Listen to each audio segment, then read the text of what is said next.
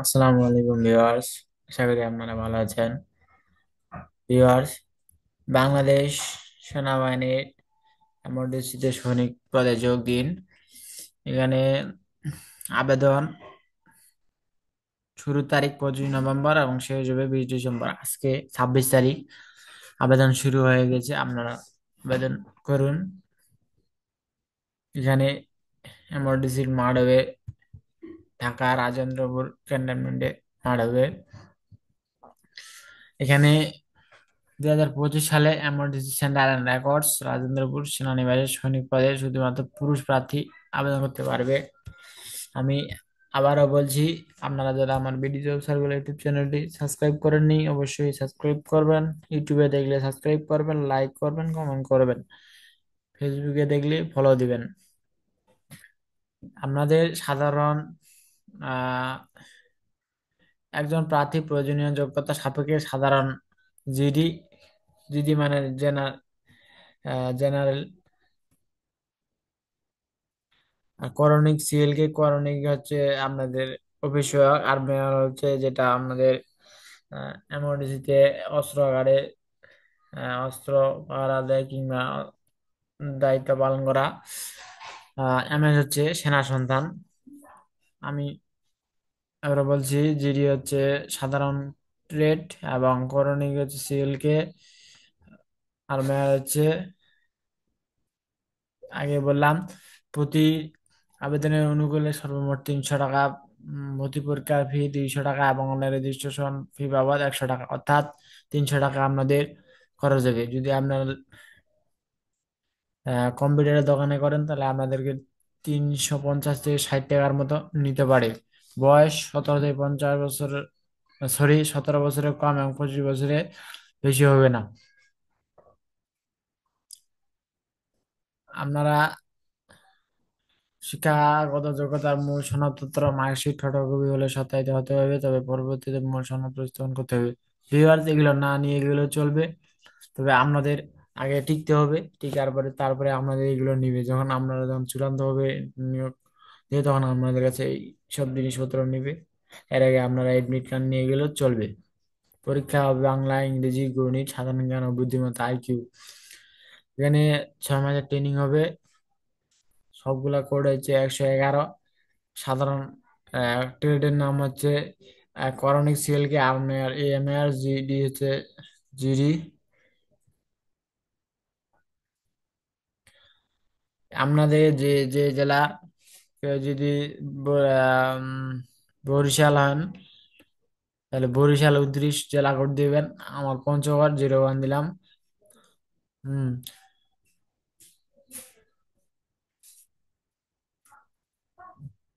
আবেদন করার জন্য আপনারা কি করবেন, আপনাদের যদি টেলিটক সিম থাকে তাহলে আপনারা অবশ্যই বিকাশে ক্যাশ নেবেন, 400 টাকা নেবেন। নেওয়ার পরে আম, সেই টেলিটক সিমে আপনারা মোবাইল রিচার্জ দিয়ে দিবেন 400 টাকার মতো। দেওয়ার পরে আপনারা করবেন কি, এমওডিসি আপনাদের যে অ্যান্ড্রয়েড ফোন থাকবে সেটা মেসেজ অপশনে গিয়ে যাবেন, টাইপ করবেন, বড় হাতের টাইপ করবেন। উম, বড় হাতের টাইপ করবেন, যেমন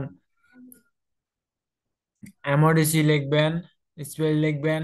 আহ, আপনারা যেই বোর্ড, যেমন ঢাকা বোর্ড হলে ঢাকা বোর্ড দিবেন, তারপর এসএসসি রোল দিবেন, তারপর পাসিং ইয়ার দিবেন। হ্যাঁ, প্রথমে হ্যাঁ, প্রথমে আপনারা এমওডিসি স্পেস যে বোর্ড হবে, যদি আপনার দিনাজপুর হয় তাহলে ডিআইএন দিবেন, দেওয়ার পরে এসএসসি বোর্ড দিবেন, বোর্ড তো দিলেন, রোল দিবেন। আপনারা এসএসসি যত এসএসসি রোল দিবেন, ধরো পাসিং ইয়ার দিবেন। 2019 হলে 2019 দিবেন। তারপরে ডিস্ট্রিক্ট কোড, আমি প্রথমে বলছি যে পঞ্চগড় 1, বরিশাল 29 হলে 29 দিবেন। তারপরে জিডি, আপনারা যদি আহ করণিক করেন তাহলে সিএল কে দিবেন, আর মেয়ার করলে এএম আর দিবেন। একই দেওয়া হলে আপনারা 16 333 সেন্ড করবেন। সেন্ড করা হলে আবেদন পদ্ধতি একই, শুধুমাত্র এখানে জিডি জায়গায় সিএল কে দিবেন, আর্মি আর দিবেন, তাহলে হয়ে যাবে একই সিস্টেম। আপনারা দ্বিতীয় এসএমএস এ আপনারা কি করবেন, যখন আপনাদের কাছে 300 টাকা কতন করে নিবে, 300 টাকা কেটে নিবে ওরা, নেওয়ার পরে আপনাদের এমার্জেন্সি স্পেস স্পেস সেই পিন নাম্বারটা দিবেন। পিন নাম্বার দিবেন।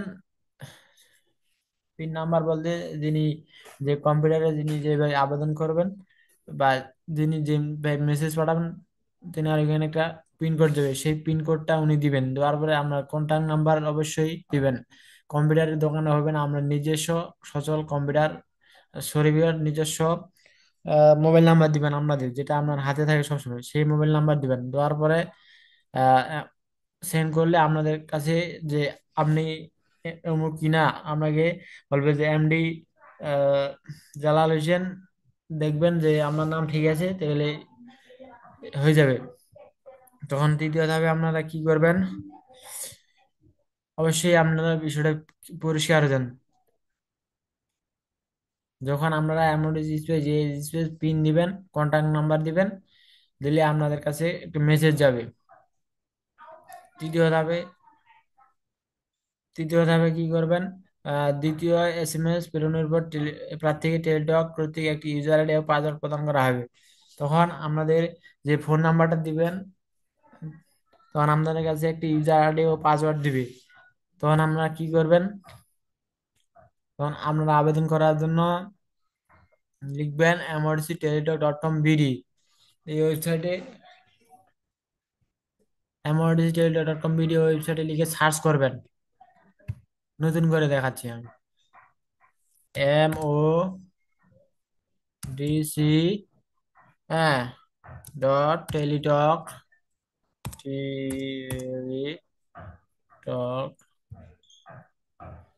ডট কম বিডি, এইভাবে লিখে আপনারা ইন্টার হিট করবেন। ভিউয়ার্স, হিট করা হলে এই যে ডাব্লিউ সরি ভিউয়ার্স, আপনারা amorisidigital.com.bd এইভাবে লিখবেন। আপনাদের যদি কারো বুঝতে অসুবিধা, আমি আরেকবার দেখাচ্ছি।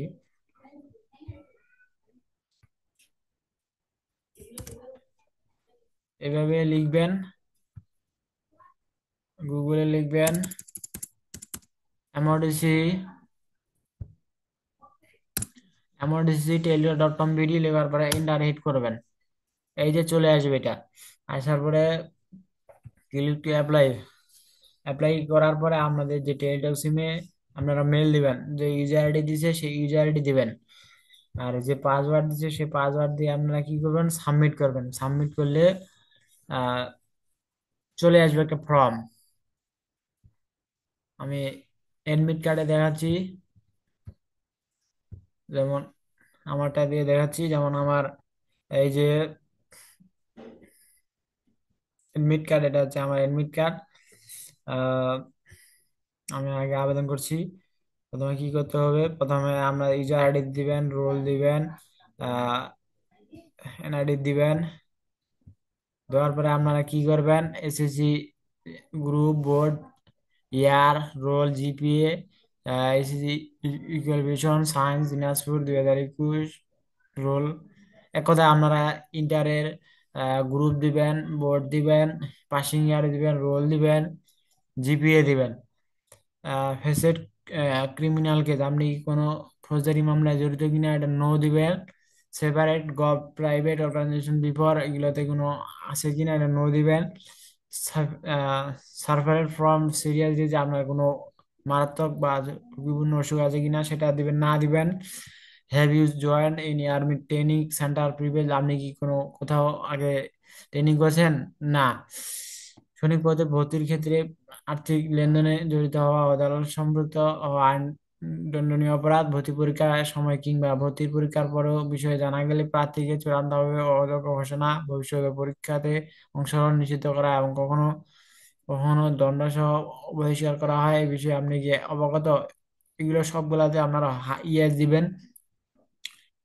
দেওয়ার পরে এটা হচ্ছে এডমিট কার্ড, আপনারা এটা যত্ন সহকারে রেখে দিবেন। যখন আপনাদের দেখবে তখন আপনার প্রার্থীর স্বাক্ষর নেবেন, নেওয়ার পরে আপনাদের আহ অভিভাবক স্বাক্ষর নেবেন করে examination date and venue will be notified SMS just before বা আওয়ার অফ এক্সামিনেশন। এক কথায় আপনাদের যখন পরীক্ষা হবে, এটার মাঠ হবে, তখন আপনাদের 72 ঘন্টা, অর্থাৎ 72 ঘন্টার মধ্যে আপনাদেরকে জানাবে যে আপনার এত তারিখে মাঠ শুরু হয়ে গেছে। ভিউয়ার্স এইভাবে দিবেন। ভিডিওটি ভালো লাগলে অবশ্যই বিডি জব সার্কুলার ইউটিউব চ্যানেলের পাশে থাকবেন।